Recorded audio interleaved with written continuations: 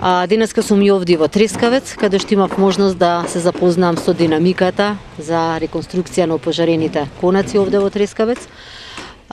Динамиката оди на вистина во нагорна линија. Имав можност да видам едно на вистина доста нагорно унапредување на самата реконструкција, како што бев информирана и од надзорот и од изведувачите, се планира негде до крајот на месец ноември да градбата дојде до ниво на затворена карабина и согласно рокот до крајот на следната година да може да се заврши овој проект, а тоа е реконструкција на опожарените конаци на манастирот Трескавец. Кога станува збор значи за Трескавец, сакам да информирам дека паралелно се работи на изработка на проектите за црквата, за мегарницата и трапезаријата.